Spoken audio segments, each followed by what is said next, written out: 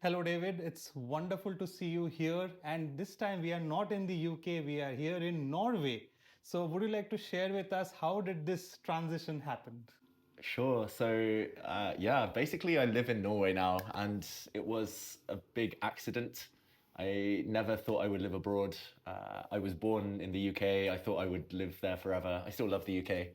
All my friends and family are there, but yeah, it started during the pandemic, so the end of 2020, and I think for everyone, the world was still a bit weird. It was new. We were all at home, stuck. There weren't so many chess tournaments. Before that, I was just playing nonstop, traveling nonstop, and I think deep down I was quite tired of the traveling, and I always found kind of the playing quite stressful. So I still do, but yeah, I just remember it was during the pandemic, and one day I went out for a run, and I came home, and I saw my phone. I had some missed calls, and I saw I had some emails, and it was an invitation to come to Norway, play Magnus group at the time. They were running these tournaments. They were starting the Champions Chess Tour. I think at the time it was the Magnus Tour, but then it became Champions Chess Tour, and they found someone to commentate, but then he had COVID, and Oh, they were like, "Oh, do you want to come in just for 2 weeks, or just for a little while, just to kind of cover for him?" And then I came. I had to quarantine for 2 weeks on my 30th birthday, uh, and yeah, and then I covered one tournament, and then they said, "Oh, do you want one more tournament, and one more tournament, and one more tournament?" And somehow I got stuck here in Norway, and now they can't get rid of me. Now I'm here to stay. So yeah, it was a lot of luck. I had some friends already in Norway from the chess world, so that helped me move in, but kind of settle in. But yeah, sometimes I still wake up and think, I don't know, is this home now? It's so cold here, but it does feel like home. Yeah, I'm very lucky. so I know there's a cultural difference, but tell us about the difference in the temperature and the weather. How do you enjoy this sun? Yeah, I'm not the biggest sun worshipper, I guess. I'm a typical chess player. I like to hide inside, in bed, just next to the laptop, just watching movies. But I came to Norway, and because it's so dark half the year and it's super cold half of the year, there's normally ice on the ground, or snow between like November, December, and April. So it's many months. Sorry. So suddenly, because I see so little sun, now I appreciate it more than ever. And the Norwegians, they have a very healthy lifestyle, outdoorsy. They like to get out, run, ski, swim, everything. So I'm starting to learn their ways, trying to become a Viking. Ah, But England is very wet, but less cold. So I'm still getting used to that switch. right. And tell us about the food transition. Oh, that's the one thing I miss most about England and the UK. Pub culture, like pub food, fish and chips, like pies, or great sausages in the UK. Yeah, Norway, it's nice. There's a lot of fish. It's maybe healthier, but I'm not sure about tastier. I still miss that. So that's why I go abroad for the food. Okay, okay. Thank you for sharing that. Now, in the next section, we will be going down the memory lane and also some of you. You have a long career, have had a long career, Yeah. and we would be showing some photos, and we would like to know your thoughts on these photos. And here is Okay. the first photo. Oh, I'm nervous now. Ah. Okay, so oh, should I show this No, we to will the show camera? it in the Ah, screen. We will okay. show it. We'll show it. So yeah, I still remember it was on St. David's Day, so March the 1st. I think it was 2002. So I was playing against Vladimir Kramnik. I was very lucky. So I don't know, growing up in England, there weren't so many prodigies at the time, and sometimes it was a bit lonely. I was like the only guy, but it did mean I got some opportunities, and it was a four-game blitz match. I prepared really hard for it, and Kramnik, I the only games I looked at really were his World Championship match against Kasparov, like 2000. But I don't know why, as an 11-year-old, I thought he would play the same openings he did against Kasparov. I was like looking at the Berlin defense, and then he played the Berlin against me. But he still beat me. In the fourth game, he offered me a draw. I was slightly better.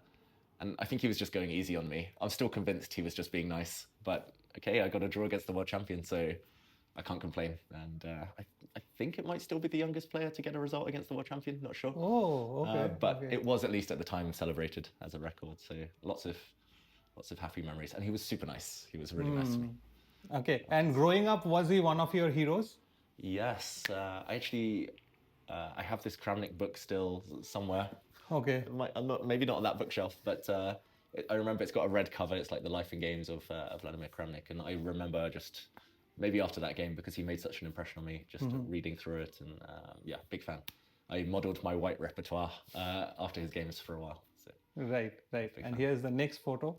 So this is another legend of the game, Garry Kasparov.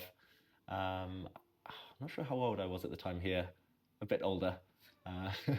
Same height as him suddenly though. But yeah, he was super nice. He used to come to England a lot, and he ran the training camps with kids, and I played against him in a simul when I was like 9. He crushed me, and and then later, many years later, I got another phone call from Kasparov, and it was to invite me to play some training games with him before one of his comebacks in St. Louis. So yeah, I get on so well with him. I'm still like a bit in awe of him. I can't talk. I get so nervous, but he's such a nice guy. Yeah, and obviously one of the goats. One of the goats. Yeah, one of the goats. Yeah, that was a question that I was coming to. But yeah, I can take that answer because I know it will be a difficult question to answer for you, right? That who is the goat, or according to you, who is the goat of chess? I think him and Magnus, for me, are still joint. Right. Maybe if Magnus goes on another 5 years, then maybe slightly. But Kasparov, yeah, legend. Right. Now we are talking about another legend here.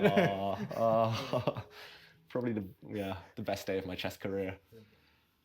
Yeah, so Olympiad 2022 in India, in Chennai. Yes. And yeah, I was kind of, well, nowadays I kind of joke that I'm semi-retired and I don't really play so much. And I hadn't played much before this, so I was super nervous. Yes. But yeah, I performed really well. And my team were nice enough to let me sit out the last couple of rounds to secure the gold medal. So thank you to the England team. But yeah, I think that's the only time I've cried from happiness after a chess tournament. So yeah, fond memories. And yeah, when the music was playing in the stadium full of, I don't know how many thousands of people, it was a nice feeling. I think it was a historic tournament for a lot of reasons. And when you went there to take the gold was something incredible. Yeah. And we all knew that you were not like fully dedicated to chess at that point of time, right? Like you were doing chess playing, chess preparation. You were doing so many other things, and to do something like this, achieve a gold is something really special. Yeah. Do you think that this was, as you mentioned, the best day of your life, also the highlight of your career? I think definitely, in hindsight, there was like my whole career, it's full of these moments where I kind of choked at the end, or it was like, what if, like twice I nearly qualified for the candidates, but failed in the last round both times. And then like World Junior Championship, I should have won it. I just needed a draw with white, lost. So it's like always I was like so close. And then this time it felt like I finally got it. And actually the nicest moment I remember from the closing ceremony was Arjun and Prague. Yes. They were also on board 3. They got silver and bronze. And they were both so nice. They were like congratulating me. And I remember saying to them, like, next time you'll get gold. And they got it next Olympiad as a team. So that was a nice day. Right. And the next photo is a very interesting one. Ooh. Very famous one. Yeah. Yes. Yeah, another great moment. Like, even though this was now 23 years ago, I could still remember everything, every detail, just like it was yesterday. I remember Magnus being angry with me after the game. You mentioned that in the lie detector test as well. Yes. Yeah, he still he didn't talk to me for 7 years after that. Every time I saw him, he'd just look at me like evil eyes. I still remember so I drew against Magnus in the last round, but I was suffering the whole game. I should have lost, but I drew, and then Jan Nepomniachtchi was standing right there, and he just came up, high-fived me in front of Magnus, and Magnus wanted to kill us both. But yeah, that was... Even Nepo mentioned that he was so angry because of that game. Yeah, for a long time. But I think it's also in hindsight, it's grown in importance in my head, because obviously Magnus turned out to be who would have thought at that time, like he'd be one of the GOATs, and Jan, super strong. Andrejkin has stood next to me on the other side. He's also been a candidate, and like there were other players in our age group like who became 2700, and it felt like a golden generation. And it's nice to look back and remember that I used to hang with them and used to be at their level, kind of. So it brings back a lot of nostalgia. Right, but looking at this photo, if you can show us next photos, there are a series of next photos that.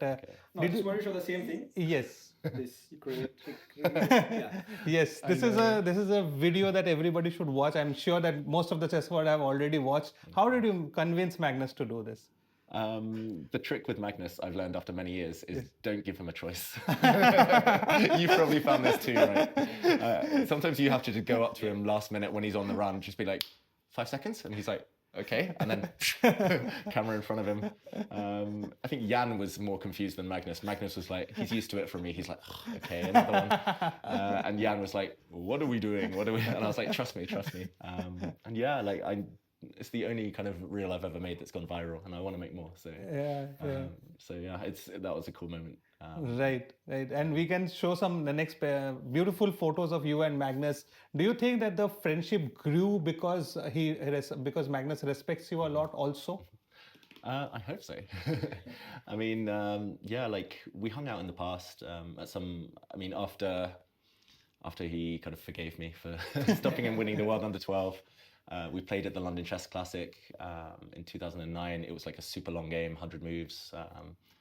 In kind of our typical style already back then. And again, I managed to draw. And I think the respect grew after that because he realized I was a decent player. And obviously, like, we hung out at Olympiads. He came to visit me at university, and then I came here. And I think, like, he's got a very good heart. Like, he knew I was kind of the outsider here in Norway, and he made me feel at home. And wow. And it's also nice that he gives up his time to kind of to do side quests like a book and like a video course. This picture was taken right here in this flat, so yeah, it's nice kind of full circle. But nice. But yeah, like it was always his in joke. Like we always had this joke. We would say GLG if one of us wins a long game, like grind like Gelfand. But then eventually it became grind like a grandmaster. Then it became a video course, and yeah, I think we're both quite proud of it.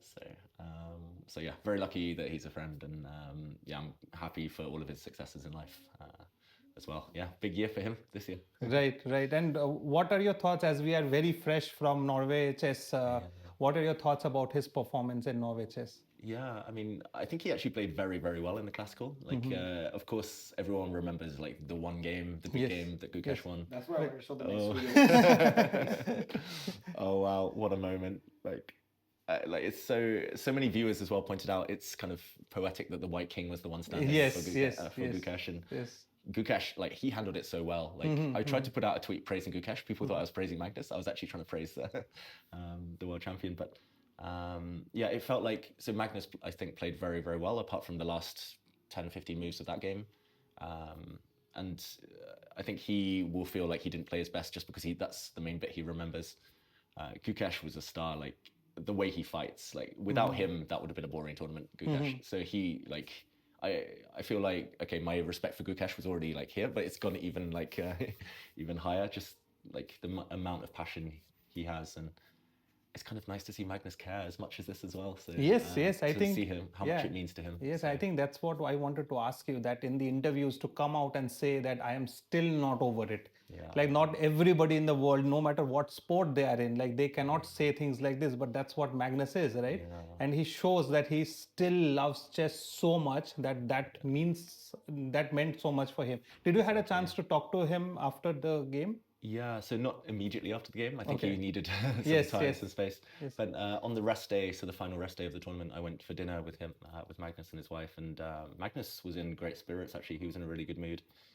And he was like, yeah, like that happens. Like he was still a bit annoyed, but it's only at himself. Like, I mean, he was like, Gukesh fought like a lion. Like, he was like patted him on the back. Yes, exactly. So. Like, I mean, Magnus is like brutally honest, which is good and bad in life. But I mean, that's why I think so many people respect him. Absolutely, and also love him for that because he backs up his statements with his performances, right? And like all the top sportsmen in any sport, they only look at themselves when they make mistakes. They know it's not the opponent. They know it's, absolutely. So I'm hoping that these two face up again. We are all hoping that. We are World Championship, but it's very unlikely that it's going to happen anytime soon. And what are your thoughts when Magnus says something like this? Even Hikaru said that I do not feel the importance or the of playing classical chess. So what do you think about that?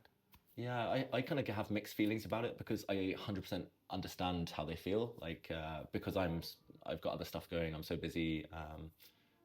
Like I sometimes get afraid of playing classical chess now. I'm just like, oh, I haven't studied any openings in the last 6 months. My opponents are so well prepared.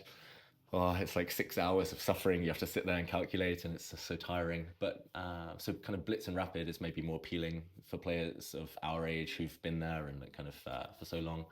But then again, I'm a bit of a purist in my heart, I think. So I still see like the classical crown as like the big thing. And so it's mixed feelings. I hope classical chess continues to thrive like it did in Norway chess. But, Right.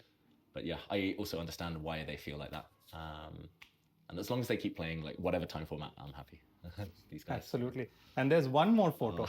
This was in Spain, I think. This was in Spain. Yeah. So this was actually before Weissenhaus 2024.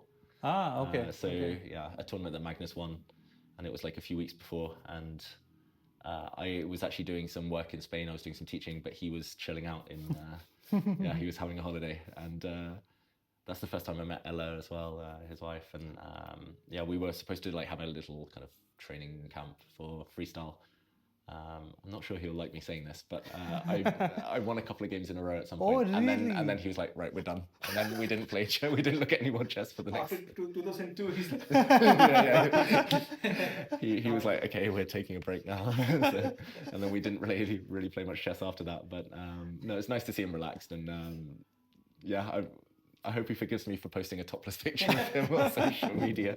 And then we also saw a picture in Singapore, right? I know. Yes. I mean, yeah, it's not just me. He just he loves getting the bod out, the summer body. Yes. But yeah, that was fun, and it was nice to be invited to hang out with him. Right. And we have a very special picture, a lie detector test. Yes. Tell us about it. Like. It was fun. Like, I think we were both super nervous beforehand because we both know a bit too much about each other. Like, and there's a lot we couldn't share on the camera, but it was a lot of fun. He was in a good mood, as you could see, and it's always been his sense of humor to tease people. So I knew he would tease me, and I thought, like, okay, I'll try and tease him back. And, but yeah, like for me nowadays, that's like part of the attraction of chess is that it's not just about the moves. Like I love the chess itself, the openings and stuff, but it's more the personalities that I want to bring out. And like obviously I know Magnus from before, but I'm hoping that like there's a lot of lie detector stuff going on now. There's a lot of content, reels, like everything. So it's nice to see. I think that's the future, like chess players showing personality and not being afraid to kind of show their true selves, which yeah, I'm hoping catches on as a trend with the young ones. There was a question you asked, like, who is the GOAT of chess? And you mentioned Garry Kasparov, but I mean, like, it didn't actually agree. But what are your thoughts on that? Like, who do you think is the GOAT? Yeah, I don't know. For me, I still maybe because I grew up when Kasparov was so dominant. Yes. There wasn't rapid and blitz chess so much back then, so I don't know whether he would have been as dominant as Magnus is in speed chess. But in the classical, like he was crushing everyone in World Championship matches, and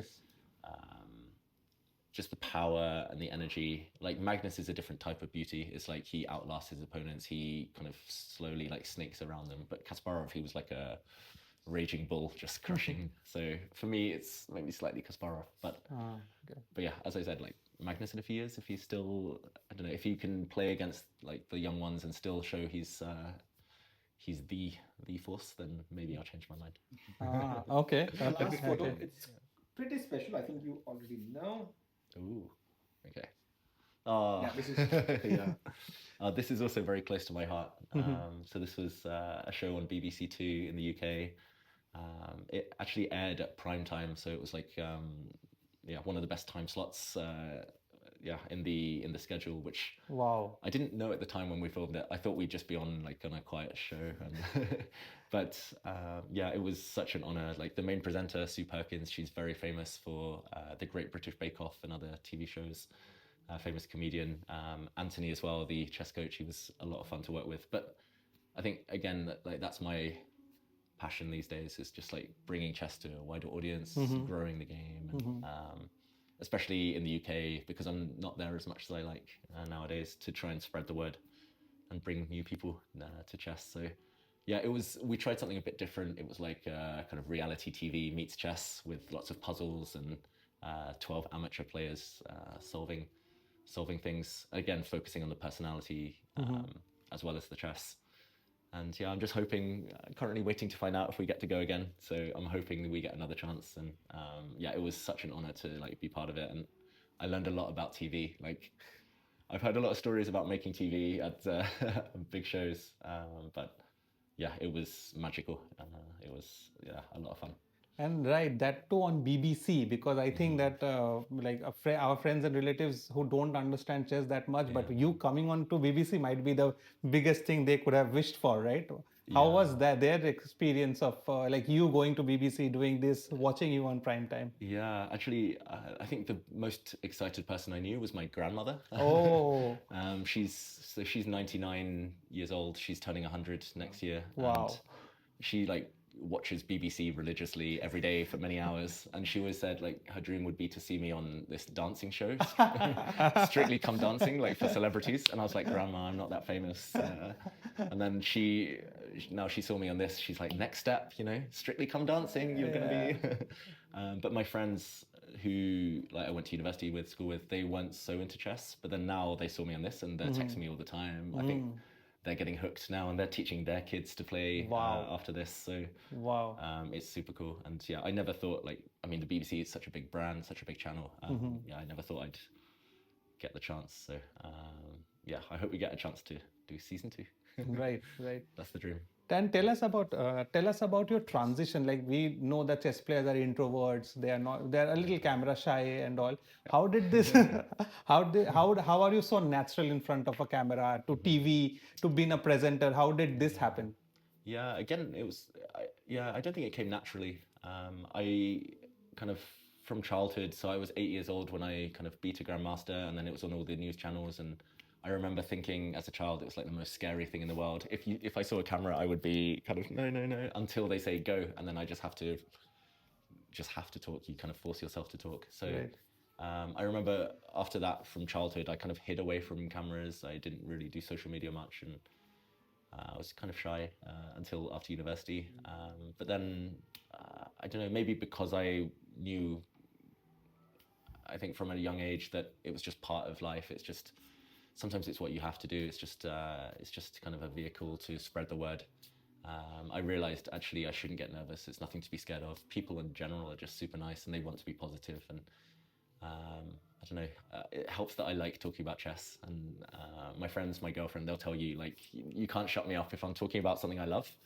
It's just nonstop. So I guess it's just it's something I got used to and something that's grown on me. And in the early days of commentary, I had to like work a lot on saying the right things. I would stumble quite a lot, or I would get awkward silences a bit. And now I feel much more relaxed.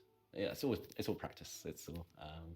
I think for anyone who wants to get into streaming, commentating, all that stuff, it's just kind of forgetting the camera's there and just kind of being yourself and letting go. Right, you mentioned a very important point, that saying the correct things on camera, because everything you say can be quoted, right? And it can go anyway. So streaming wise or commentating wise, which has been your favorite to cover as a commentator? Ooh, good question. Yeah, firstly, it's a miracle I haven't been cancelled. Knowing saying all the right things, it's hard. But I think maybe 2 or 3 moments stand out. One would be the BBC show that I did, like just being on camera. From chess commentary, maybe the 2021 World Championship match with Magnus against Nepo, especially Game 6, the famous long game, because we were filming it in a TV studio here in Oslo, and I mean, we started like half an hour before the games began, and then after the game finished, we were like analyzing, breakdown everything for another half an hour, 1 hour. So I think the total we were on air was like 9 hours, with like no real breaks, like 2-minute break maybe to run to the bathroom. And I don't know, I was just so high on life. I don't know what it was. Like maybe because it was my type of game, it's like a long endgame grind. Maybe because it was the drama, the emotion, the breakthrough. And the fact that we had like this nice community who would watch our show on Chess24, and I don't know, it all just, and I was commentating alongside some of my favorite people like Simon Williams and Jovanka Hauska, and all of that. I just really remember that one day as like being a high point. And actually now when I commentate at tournaments in the flesh, like people come up to me, they're like, oh, Game 6, 21 World Championship. And I was like, wow. They were like, that was the highlight of commentary. Like and Wow. So for me, that was a big day. And then, yeah, finally, I might say Norway chess, the Gukesh against Magnus, just because it was. Oh, wow. Oh, what a day! Amazing, amazing. And what's next for you, David? What are you doing next year? Any big projects you want to share with us that you are involved in? Oh, good question. I'll give a shout out to Take now because I'm collaborating a lot with them, working with them. We're trying to turn chess more into like a sport and a spectacle, and it's still early days for the company, but they've got a great app already, and I think like the fact that Magnus is on board, the fact that I don't know, they're already kind of growing at such an early stage is exciting. I'll also say, if the BBC show comes back, Chess Masters: The Endgame, then that'll be my next big thing. I'm currently seeing how it goes. Like I'm involved with a bit with freestyle chess as well, and maybe the Esports World Cup. Maybe. I still have to decide. So watch this space, but it's like I'm very lucky. I have a lot of things going on, so it's just kind of balancing things. I kind of everything I do, I want to give it 100% energy. So I'll make sure I focus on the things that mean a lot to me. Right, and you mentioned a very good point in the beginning that you had a good game against Magnus in the freestyle games, right? The test games that you were playing. Maybe a freestyle tournament? Maybe. I would love to play. Ah? I would love to play freestyle more than classical because classical, my openings are so bad. It's like I still play the openings I had when I was like a kid, but somehow I don't know how I got to GM, but like freestyle, Magnus has said himself and like others have said like it kind of suits me because it's like I like to be a bit creative and I like to freestyle like in classical chess, let alone in. Right. What would it take for us to arrange something, a freestyle tournament where you can like play? Do we need like 10,000 likes on a tweet or something to somebody to organize? Okay. Do it. 10,000, well, maybe 20,000, and I'm in. Okay. Thank you so much, David, for inviting us to your beautiful home. Thank you. Hopefully, will have a second video where we will get to see the parts of this beautiful home. And we are so happy that you are in Norway, spreading chess here and be in this beautiful country and this city of Oslo. And once again, thank you so much for hosting us and giving the chess world all the charm and happiness you bring along with yourself. Thank you. It's been a pleasure. Thanks. Thank you, David.